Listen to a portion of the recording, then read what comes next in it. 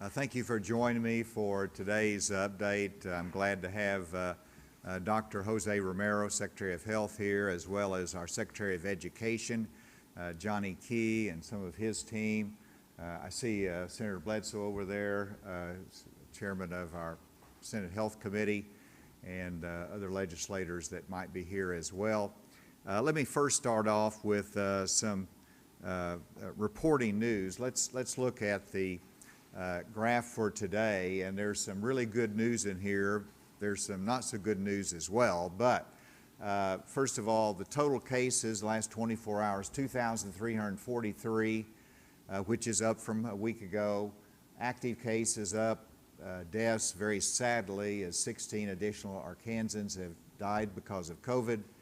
And then if you look at the hospitalizations that we always are concerned about, there's 30 additional hospitalized, 10 additional on vents, and you can see the counties with the cases. The testing, of course, is consistently been increasing as the risk increase. I did want to draw your attention to the doses given. Yesterday we recorded 30,000 doses given out. So you can see where the vaccine has increased in terms of its administration, in terms of the demand by the public. Colonel Ader, who is here managing the program, informed me that we're going to have to be ordering some new vaccines. And so the demand has increased. I'm pleased with that. And to put that in perspective, if you go to the next slide, you'll see how 30,000 compares to the 4-week daily administered first and the boost shot as well, 30,000 in the last 24 hours, and they tell me there's 25,000 that were new doses, and I think there's some that were came in late, but extraordinary 24 hours and success in the vaccination. We now have 14 counties that have reached the 50% of their population being vaccinated, and this reflects vaccinations of being a 250% increase in our vaccinations across the state. So thank you, Arkansans, for doing more research, talking to your physicians, getting information, trusted sources, and making that decision that helps us all. And then let me go to the next one. This is one I wanted to emphasize as well because it is on vaccinations and the vaccination status of cases, hospitalization, deaths since January 1 of 2021. So this records all of those different categories of cases, hospitalization, deaths since January 1. And of that, the orange at the bottom are those that have been vaccinated. The other color, the lighter color, is those that have been unvaccinated. So the cases you can see, small percent vaccinated, 94 of those hospitalized, 94.5% of the hospitalization of those have been unvaccinated, the deaths 97%. And so that tells the story of the added protection that comes with the vaccine. And now let me come to some comments. In the last legislative session, the General Assembly changed the law, as you know, to accept an equal responsibility in managing the state's response to the current public health crisis. From experience, I know how difficult the decisions are and how quick they have to be made when the state faces an emergency. But the law has been changed, which limits my powers as governor and transfers a significant responsibility to the General Assembly. As a result of that new law, the General Assembly met today and affirmed my most recent renewal of the public health emergency. And I'm grateful for the quick action of the General Assembly, both Senator Hickey, the pro tem, as well as Speaker Shepard, that brought the legislature together, carried out that responsibility, and passed and approved that public health emergency. And so now we all have one voice that there is a current public health emergency in Arkansas. This is an example of how the relationship between the executive and legislative branches can work successfully without delaying any emergency actions. Tomorrow, the new partnership will be tested again. I have called the General Assembly into session beginning tomorrow at 10 a.m. There'll be 2 items on the proclamation on the call for the General Assembly. First, the state of Arkansas ended its participation in the federal program that provided an extra $300 per week for those eligible and available for work. And that was paying them $300 a week to stay out of the workforce. This made no sense, and we ended it. Since that time, 2 things have happened. The number of Arkansans registering for work increased by 28%. Employers are hiring and people are returning to work. Nearly 160,000 Arkansas jobs have been filled since the announcement, and these numbers come from Workforce Services as documented by the Foundation for Government Accountability. Second, a state court judge ruled that the state did not have the authority to opt out of the federal program. And so for that reason, even though that's on appeal to the Arkansas Supreme Court, I did add one additional item on the call, which will be to provide legislative clarification that the intent of the legislature gave authority to opt out of federal optional programs. So that's item 1 on the proclamation. The next item on the call is related to the current emergency. And I have a reminder I should reiterate, and that is there is no statewide mask mandate. I am not in favor of a statewide mask mandate. There are no government vaccine mandates as well. These are about the choices that people make. But we do have a vulnerable group that is not eligible for the vaccine. The call that I've signed today asks the General Assembly to amend the law to give local school districts the flexibility to add protection for children under 12. The reasons for this is they are required to go to school. Secondly, we understand the value of in-classroom instruction, and we want those children to be as safe as possible. Local school districts are all different across the state, and they have different opinions on this, and they reflect different wishes of parents and their constituents.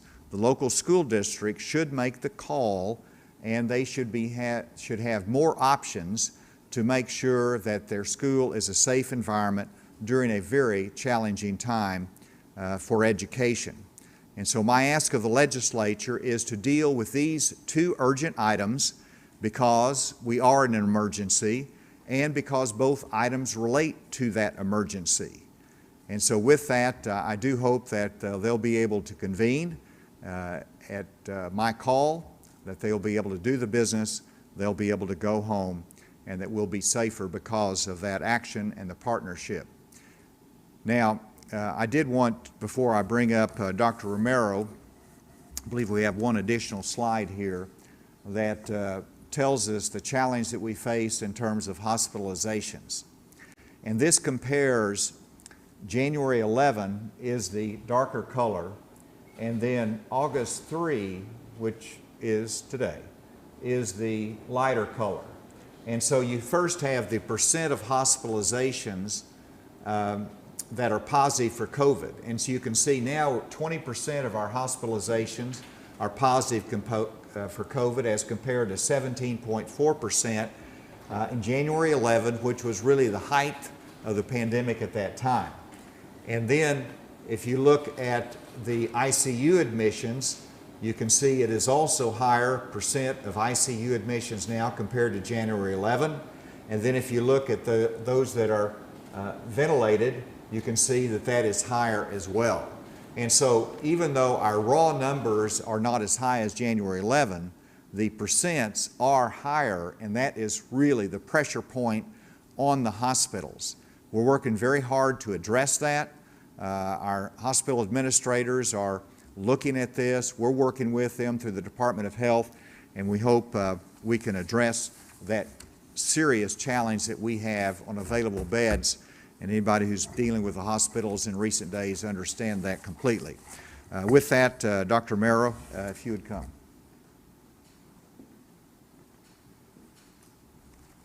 Thank you, Governor. So I'd like to share with you all some sobering numbers and facts from the state.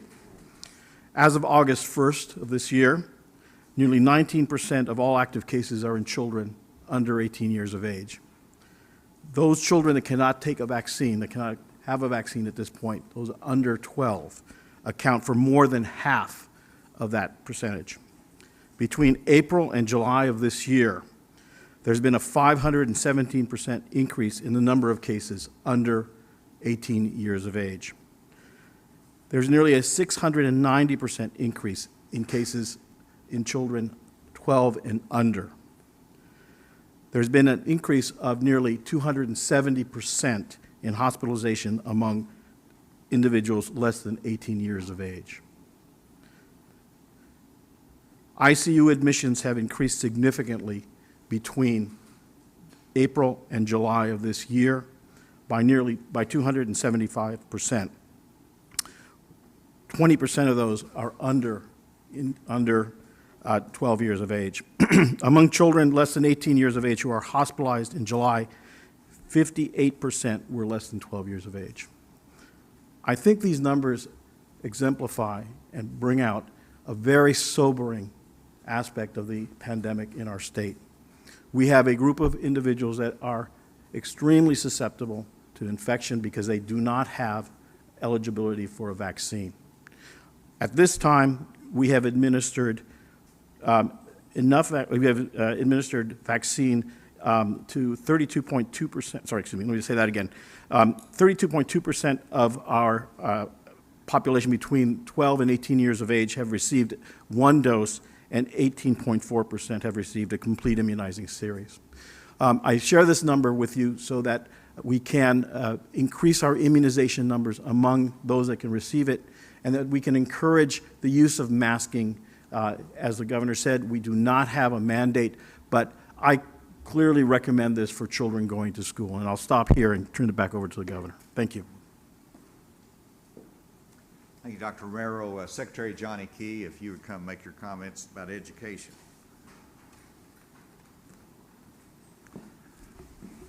Thank you, Governor. Last week, the department released our updated Ready for Learning guidelines for public schools to begin the 21-22 school year. We had a very successful school year, as I've mentioned before, for 2021 in the light of the challenge that we all faced. This year, because of the Delta variant and the impact that it has, that is definitely more weighted towards the younger population, we see a number of challenges. But the strategies that we employed last year, we believe will continue to be effective. We've been working through the summer with districts in the use of their federal funds on the improvement of air circulation in their buildings, purchasing of equipment, purchasing of new buses, either larger buses or buses with air conditioning, all the elements that have been recommended. So the preparation for this school year has been ongoing since well before the end of last school year.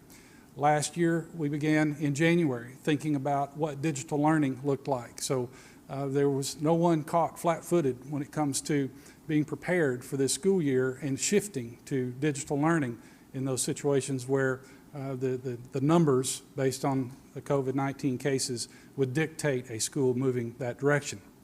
The one tool that we have this year that we didn't have last year is the vaccine. And we certainly do encourage our districts to think about how they can increase those numbers within the ages 12 and up. That is something we stand ready to support them, and we know that Colonel Ader, Dr. Romero, and their teams are ready to work with us to make sure that the students and the parents that want to have access to that have it readily available to them, and encourage that through clinics, through other outreach efforts that schools are going to be a very important part of delivering. Thank you, Governor. Thank you, Johnny. With that, we'll take any questions. At least in the Senate, leaders there have said that the votes are not there, even for a simple majority, for the change in the mask mandate ban. Two questions. How are you going to get over that?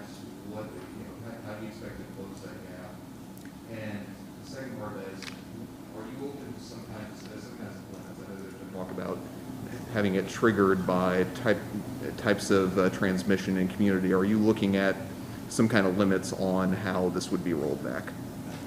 The response as to how you can give flexibility and better protect the 12 and under is subject to discussion. It is the will of the legislature as to how they want to best address that.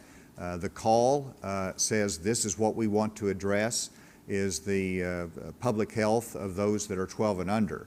I've presented a bill that's in draft form, but if there's better ideas or other ideas, that's the will of the legislature as long as within the parameters of that call. And I've spoken with Senator Hickey and the Speaker both, and it's clear to me that there's many that just don't want this in their lap. You know, it's clear to me that some school superintendents don't want it either. And but this is a call that has to be made, and that's the process that is set up. And so we may or may not get there, but I want to give the legislature a chance to help protect those 12 and under and give the school districts that flexibility. And that's the way I see it. And the only option I have to carry that out is to ask the legislature to come and to review that and to amend the law. The votes, are you optimistic that anybody will actually file that bill? We'll see, and it doesn't, again, I'm not wed to the bill that we have presented. You know, it's up to the legislative action. They can meet and they can consider it and they can say we don't want to do anything and they can go home. Or they can take action, as I have requested them to do, or some modification of that. Sorry, can you talk a little bit about why you decided to sign the bill that became Act 1002? Do you regret it now? Was it a bad decision? I mean, why did you think it was a good idea to sign it at the time? Well, I signed it at the time because our cases were at a very low point. I knew that it would be overridden by the legislature if I didn't sign it, and I was not supportive of, I'd already eliminated our statewide mask mandate. And so, you know, I signed it for those reasons, that our cases were at a low point. Everything has changed now. And yes, in hindsight, I wish that had not become law. But it is the law, and the only chance we have is either to amend it or for the courts to say that it has an unconstitutional foundation. Well, a lawsuit has been filed challenging the state constitution. Yeah. Do you support that lawsuit? I know your name is a defendant. I have not read the lawsuit in its entirety. It was just filed, I think, late last night. I am supportive of a legislative remedy, and that's the best, because if it's up to the courts and the courts strike down that law as unconstitutional, then that could mean we could have counties and cities all doing their thing and different standards, and that would be confusing. It would be bad for business. It would be bad for the public understanding and our concentration on vaccination. So I don't like that direction, but so that's why it is much preferable for the legislature to remedy the issue. Yes, sir. So the fall is limited to only schools that have students who are younger than 12? Correct. So given the fact that only like 18% of 12 to 18-year-olds are vaccinated, why not give those other schools the possibility of having mask mandates? Because there's a remedy for them. They need to get vaccinated. Parents can make the choice, the students can make the choice to get vaccinated. The 12 and under is the only category that has no choice. And so, you know, you could make an argument that higher education should be included, and they should have that flexibility. Or county jails, because you've got that exemption for our Department of Corrections. But the answer, in every one of those environments, they have access to vaccines, they can make the decision to have a vaccine and protect their health in that fashion. Or they can wear a mask as well. But they have the remedy for the vaccine. The only category that doesn't is a 12 and under, and that's why I limited it to that narrow response. Do you think there's a 2/3 vote to extend the special session, you know, past this time? And do you have any concerns about future bills that could be filed, if so, such as ones concerning critical race theory? Speaker and Pro Tem would really have to address that issue. Obviously, when I make the call for two issues, I hope that we're an emergency. We don't need to get sidetracked into other issues. Let's stick with the emergency. Governor, you're head of the Governors Association. I'm wondering what efforts that you and the organization are looking at the border crisis that we have now, that we have infected people that are coming and shipped to all different states around the union that aren't being vaccinated or even being tested. And are we trying to bail out a boat that's sinking is what I'm wondering. In other words, we were doing good. Then suddenly we're wondering how come these numbers are starting to increase, and I'm wondering if do we know how many of those folks that have been shipped here to Arkansas, then how many of them might be infected? And if we're going to address that to the president as a group, as a governor's group. First of all, that is absolutely a relevant question. It is a concern, particularly for those along the border areas, but as you indicate, you know, they will wind up coming here and they will be able to access our healthcare system. And, you know, if they have the virus, it can spread from that. So those are relevant questions, and that's one of the reasons other reasons, but support the control of the border and stronger action there. We must secure our border. But regardless of that issue, we have a predominant strain in Arkansas, the Delta variant, and we're going to have to address it regardless. That is something that I will look at individually as to whether my voice can count more there, and perhaps through the NGA as well. Yes? Questions for you.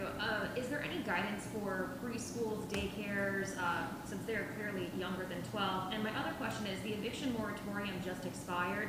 Given the Delta variant surge we are seeing here in the area, is there any sort of guidance or anything you think that the legislature should try to address as far as evictions go, since we're seeing such a surge in cases right now? The last part of it is on evictions? Yes. Okay.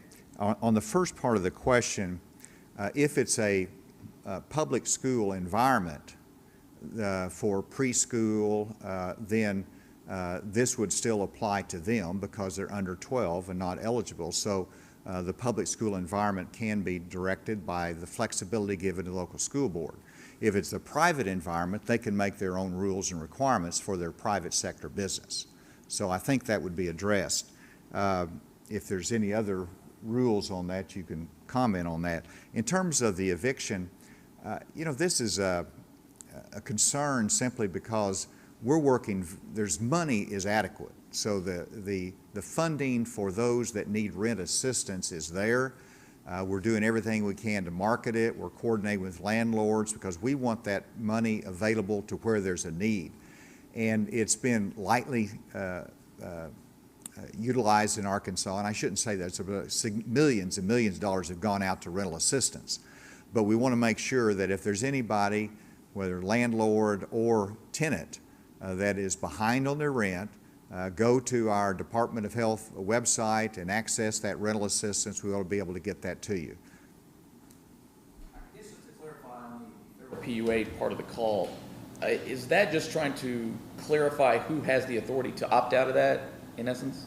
Or what are we trying to address in that, just to clarify? It's basically an affirmation of the decision that was made, first of all, and then secondly, clarifying it's the intent of the legislature that the Director of Workforce Services has the discretion to opt out of those voluntary or over-the-top federal programs. Let's say Act 1002 is not amended in the end.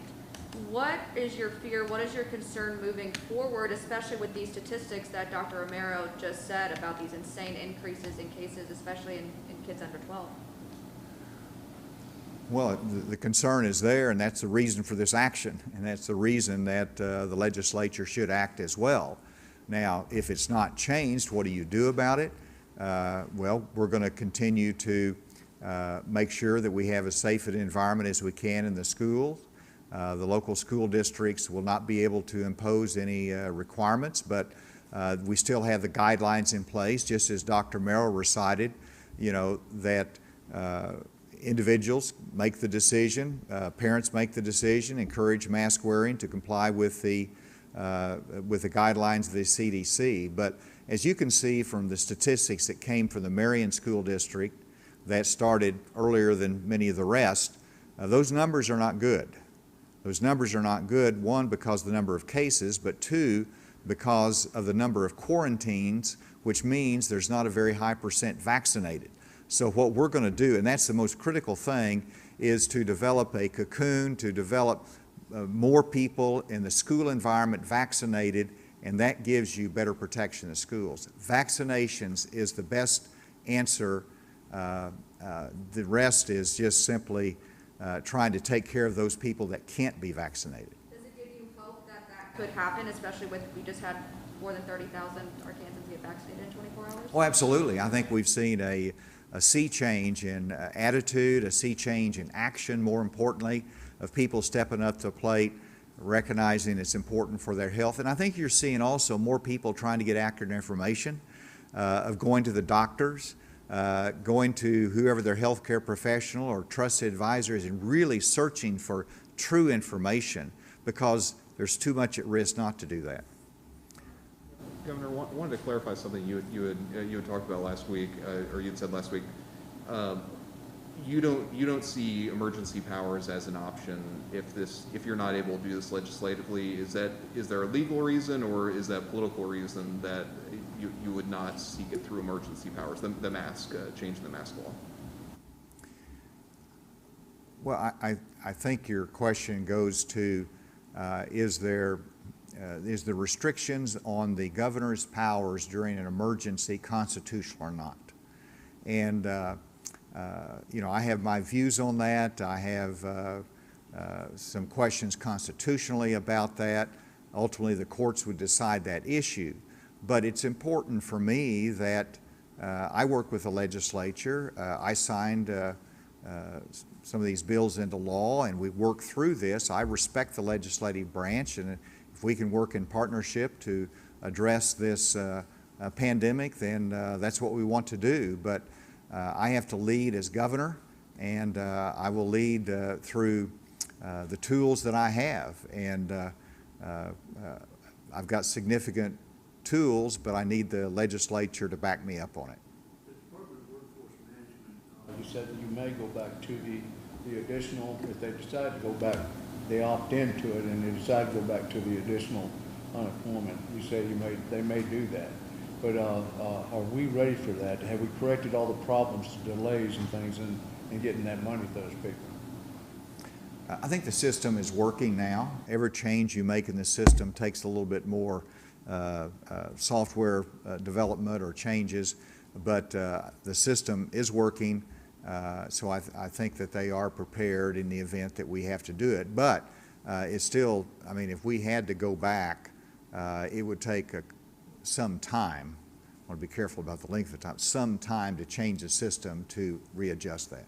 Let me go. Do we have anybody on the phone or remotely?